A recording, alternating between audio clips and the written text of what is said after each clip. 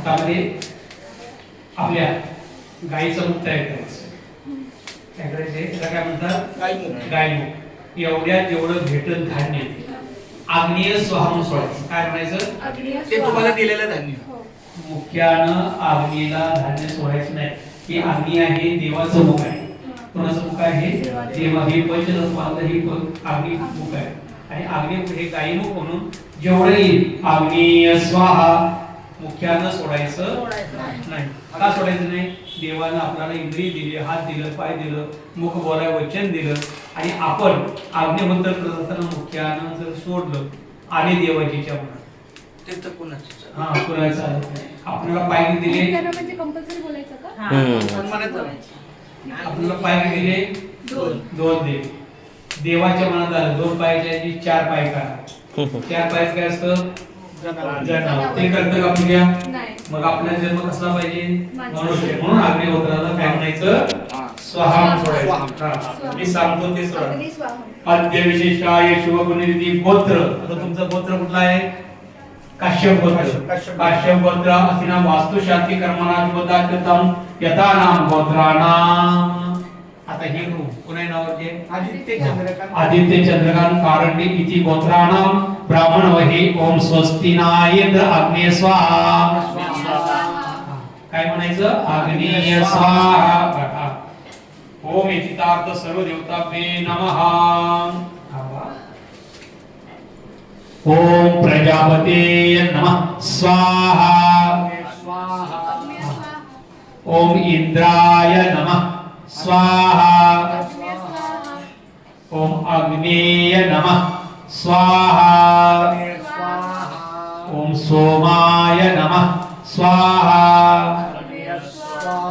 ओम स्व अग्नेय नमः स्वाहा. ओम स्व अग्नेय नमः स्वाहा. ओम स्व स्वाहा अग्नेय नमः स्वाहा. ओम यताबान प्राणम कवच वार्कम भवेतम सदैव घातानां शांतिव्रति वारिका शांतिरस्तु कुलतिरस्तु रुधिरस्तु त्रुटिवलतु आग्नेय नमः स्वाहा. ओम गणानां गणपते नमः स्वाहा. ओम कुलदेवताभ्य नमः स्वाहा. ओम इष्टदेवताभ्य नमः स्वाहा. ओम ग्राम देवताभ्य नमः स्वाहा.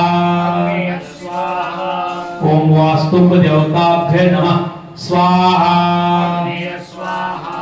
ओम ब्रह्मा मुरारी त्रिक्रांतकारी भानु शशी बुध गुरु शुक्र शनी राहु केतु नवग्रह देवताभ्य नमः स्वाहा. ओम सूर्याय नमः स्वाहा. ओम चंद्रमसेय नमः स्वाहा. ओम भौमाय नमः स्वाहा. ओम बुधाय नमः स्वाहा.